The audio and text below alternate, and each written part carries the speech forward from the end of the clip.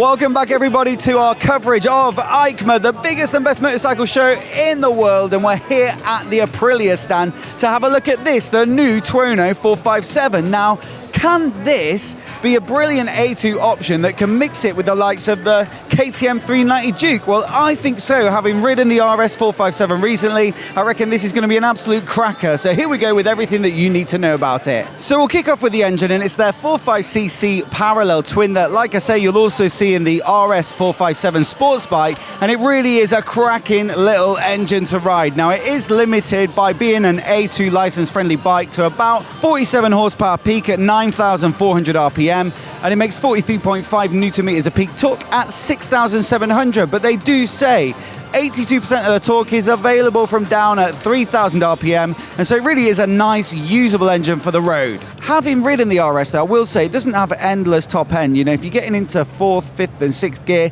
you know, it does start to die off a little bit, but certainly for those sort of lower gears at lower speeds, it still feels quite lively. And you could almost say, for some people, that might be a positive in that it's one of those bikes you really can wring its neck on the road and feel like you're riding it properly hard without doing crazy speeds.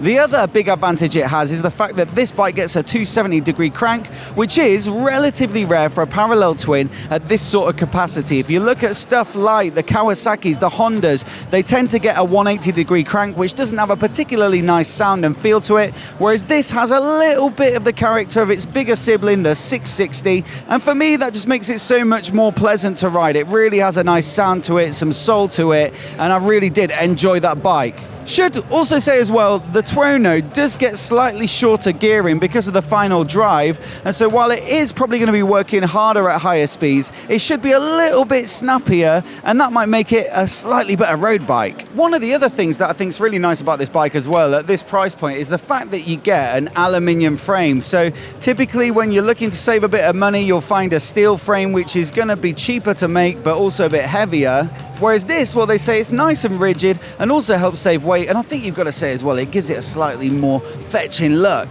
Now, that must be one of the contributing factors when it comes to the light weight of just 159 kilograms dry.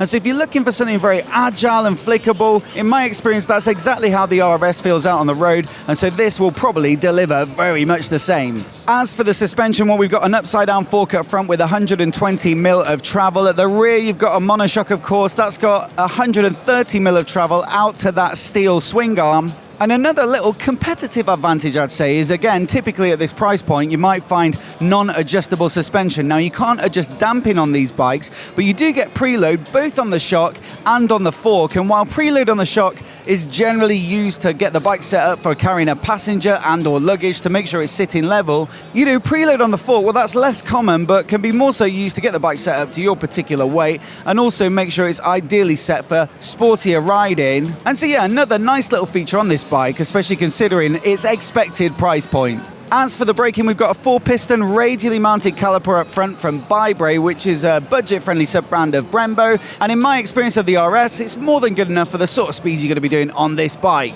It's a nice big 320mm disc up at the front, a 220 at the rear, and it gets that dual-channel ABS, which operates independently between the two wheels. Wheels, of course, are 17 inches front and rear, cast aluminium. I believe this front tyre is an 11x70. At the rear, you've got a 150x60. And although maybe you could say it does detract a little bit from the aesthetics at the rear because it is quite skinny, they say they fitted it with that tyre in order to give this bike good agility. And like I say, in my experience, they certainly have done that.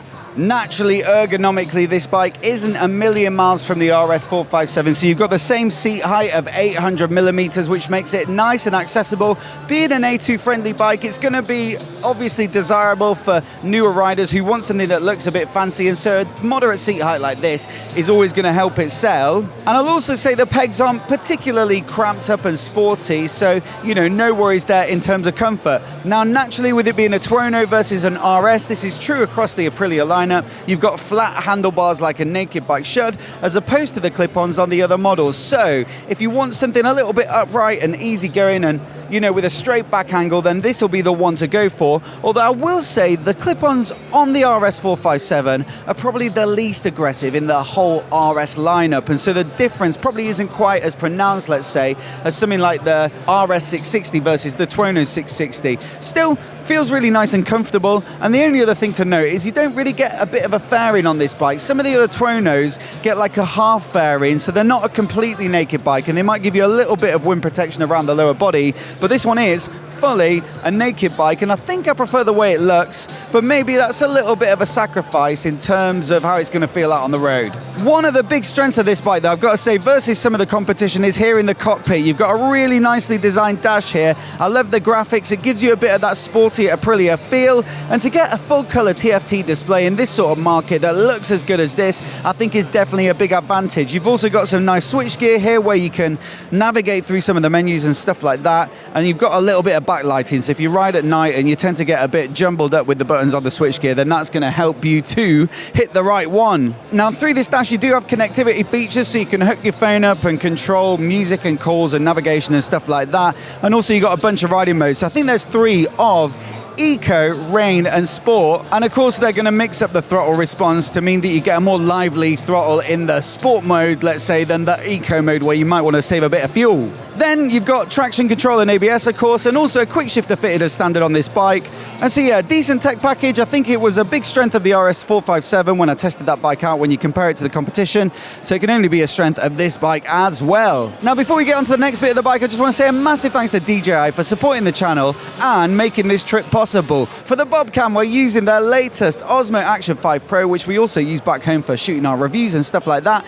And I've got to say, it's a brilliant camera both on and off the bike because it's so small and light and compact, but also you've got fantastic image quality, fantastic battery life, and also a great mounting system that's magnetic, so it's really easy to move it around. So look, if you're looking for a camera to capture your rides, share them on social, share them with your friends, or if you're doing vlogs and travel and stuff like that, then you can't really go wrong with one of these. We fully recommend them and wholeheartedly use them, so do check out the links down in the description below where you can find out more. And once again, a massive thanks to DJI for supporting the channel and making our EICMA coverage possible. Now look, let's have a quick look at the styling on this bike. It is typical sort of Aprilia stuff with the blocky graphics, you know, the Tuono text there, this sort of bright red color. In fact, they did say in the press release, I think it's called Piranha Red, that's it. There's 2 versions, so Piranha Red and the other one is Puma Grey. I think this would be my pick of the bunch though. We did see the grey over there earlier when we were filming over the other side of the stand, and this is the one that really stands out and I think is going to have that visual appeal. Certainly, the Italian abilities when it comes to design are going to be a big strong point of this bike on the market when it compares to some of the other Japanese competition. It's just got a bit of that wow factor and also that sporty edge that Aprilias tend to have. And so I think it's a great looking bike, and I'd love to know what you think of it down in the comments. As for the price, we don't have anything in the UK yet. In fact, this bike, when I looked at the Aprilia website, wasn't even on the UK version of it this morning. It was only on the Italian one, so pricing might be, you know, a few weeks or months away. But what I will say is the RS457 comes in, I think, at around 6,600. Now with the 660s, the Tuono comes in a little less expensive than the RS660, and so maybe we can expect this Tuono 457 to come in just below that 6,600 of the RS version, which would make it very tempting indeed. So look, let's rattle through a few Bob scores here. For performance, I've gone 3 out of 5 stars. It's not a particularly quick bike. It's obviously limited by being an A2 license compatible machine,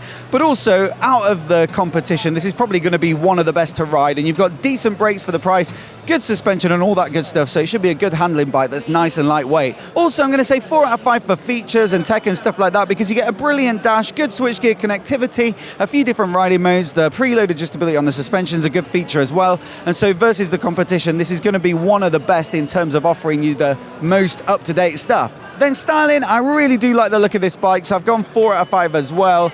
Although I wouldn't quite say it's as good looking as the RS. I think the Aprilia sports bikes are some of my favourites, so that might be a 5. This one I'll go 4. And then I'll go another 4 out of 5 for affordability. It's not going to be the cheapest bike in its segment, but you get what you pay for, and I think in terms of achievability and attainability, it's going to be pretty good. That makes it 15 out of 20, so up at the top of the leaderboard, level with a lot of the other bikes. We still haven't quite found the perfect motorcycle though, so do check out the playlist, which I put on the screen now, so you can see all of the videos and see if we actually find it here at EICMA 2024.